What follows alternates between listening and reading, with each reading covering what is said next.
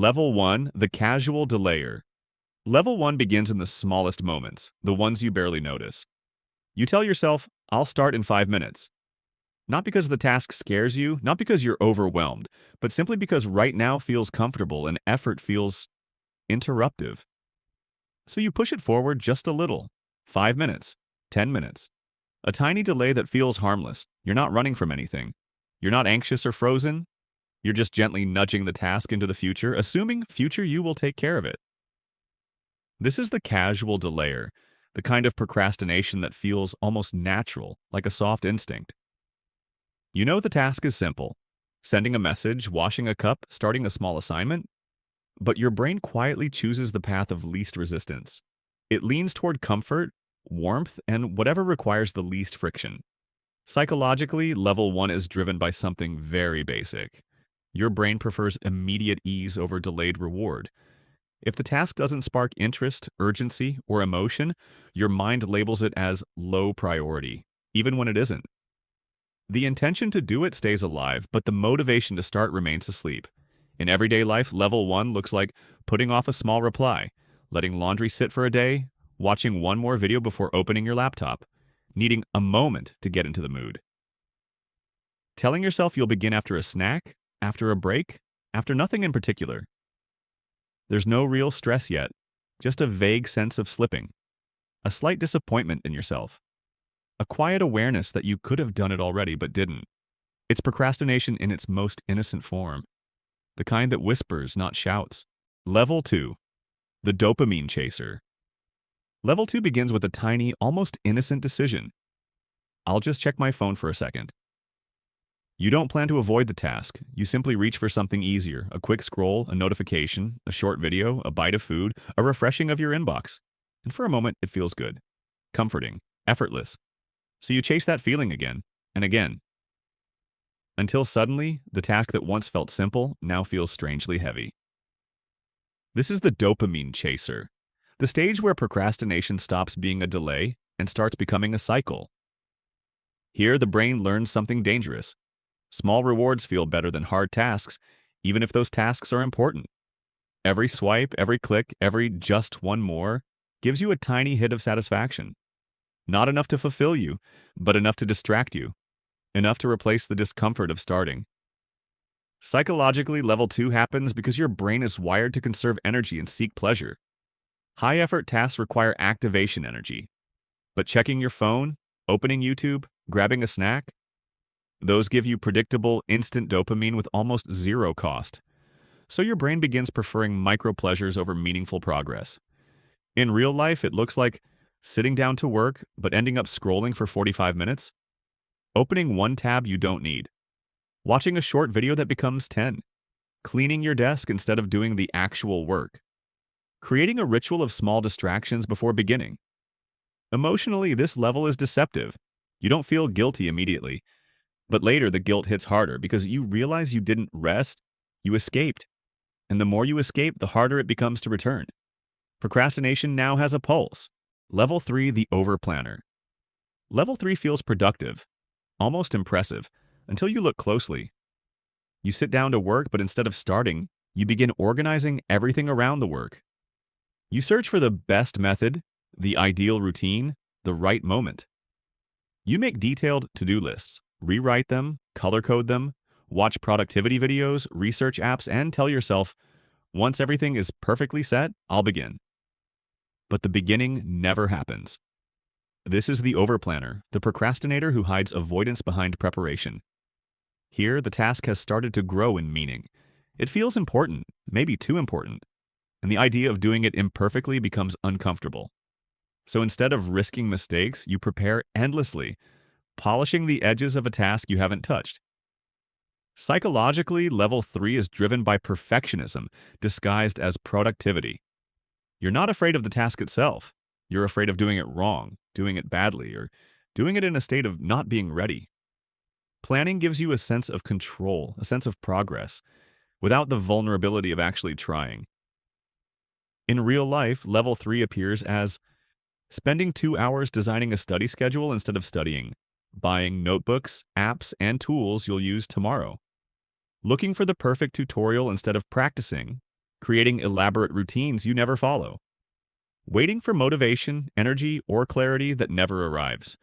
Emotionally, this level is frustrating. You feel busy but not satisfied, active but not moving. You tell yourself you're being responsible, but deep down, you know you're circling the task instead of entering it. It's procrastination dressed in productivity, the most convincing disguise of all. Level 4. The fear-based avoider. Level 4 doesn't look like simple delay anymore. It feels heavier, like there's something inside you pulling your hand away every time you try to start. You open the document and close it. You sit down to begin and suddenly feel restless. You think about the task and your chest tightens a little. Nothing catastrophic happens, but something shifts. The task now feels emotionally charged. This is the fear-based avoider, the first level where procrastination becomes psychological instead of behavioral. Here, the problem isn't the task itself, it's what the task represents: a chance to fail, a chance to be judged, a chance to confront whether you're as capable as you hope you are. Psychologically, level 4 is driven by a subtle but powerful fear. If I try and fail, it will mean something about me. So instead of risking failure, you avoid the task altogether. Avoidance temporarily protects your self-image, giving you a fragile sense of safety, but at a massive cost. In real life, level 4 appears as putting off assignments because they feel too big, avoiding emails because responses feel stressful, feeling anxious when you think about your goals, starting things late because starting means facing expectations, convincing yourself you work better under pressure, because pressure removes the fear of disappointing yourself. Emotionally, this level hurts. You feel capable but blocked, motivated yet paralyzed. You know exactly what to do, yet something inside you refuses. Not because you're lazy, but because trying feels risky. The task becomes a mirror and you're afraid of what you'll see in it. This is where procrastination stops being an inconvenience and starts becoming protection. Level 5. The shame spiral procrastinator. Level 5 begins when the task stops feeling like a task and starts feeling like a reminder of everything you haven't done. You tell yourself you'll start tomorrow. Tomorrow becomes next week. And soon the delay turns into a quiet, constant guilt that follows you everywhere. You think about your unfinished work while eating, while walking, while trying to sleep. But instead of motivating you, the guilt makes starting even harder. This is the shame spiral procrastinator, the stage where avoidance and self-criticism feed each other in a loop. At this level, the task is no longer the enemy. Your own self-talk is. Every time you delay, you judge yourself. Every time you judge yourself, you delay more. It becomes a psychological whirlpool. Guilt, avoidance, more avoidance. Psychologically, level 5 is driven by internalized shame. Shame is heavier than fear. Fear says, what if I fail?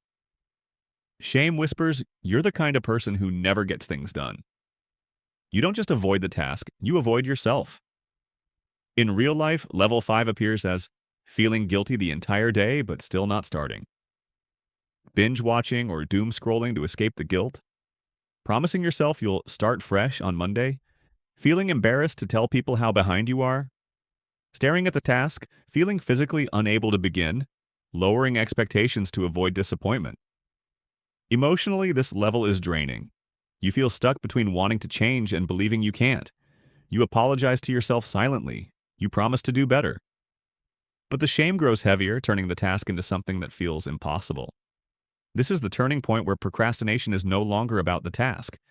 It's about your identity, your worth, and the story you tell yourself about who you are. Level 6.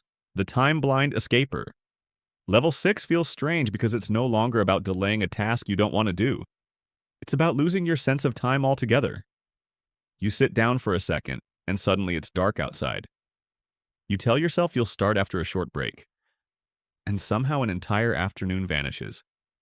Deadlines don't feel real until they crash into you like a train, leaving you shocked at how fast hours and days have slipped through your fingers. This is the time-blind escaper, the stage where procrastination becomes a form of psychological disconnection. Here, you don't avoid the task out of fear or laziness. You avoid it because emotionally, time doesn't register properly. The future feels distant. The present feels overwhelming. And tasks feel like they belong to another version of you, one who exists later.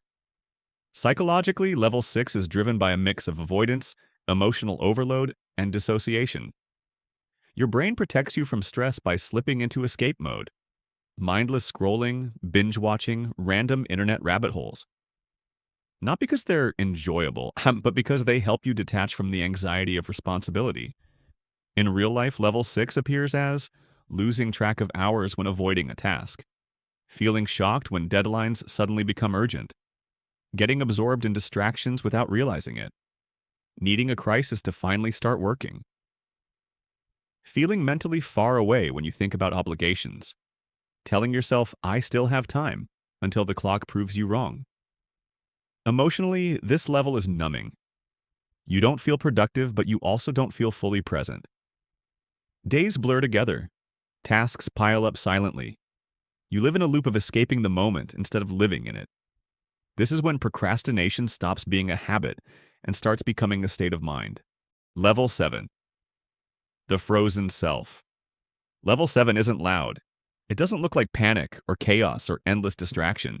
It feels like nothing. A quiet, heavy stillness where even thinking about starting feels impossible. You wake up knowing exactly what needs to be done, yet your body won't move toward it. You pick up your laptop, then put it down again. You stare at your to-do list and feel your mind slide away, as if the task belongs to a life you're not strong enough to enter. This is the frozen self, the final, most emotionally complex form of procrastination. Here, the issue is no longer the task. It's your belief in yourself. You don't delay because you're lazy. You don't avoid because you're distracted. You avoid because the task has merged with your identity. Finishing it feels tied to your worth, your competence, your future. Psychologically, level 7 is rooted in self-protection.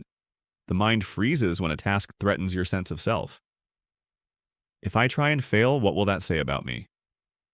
If I start, I'll have to face how behind I really am. If I move, I'll have to feel everything I've been avoiding. So your brain chooses paralysis, the illusion of safety over the risk of trying.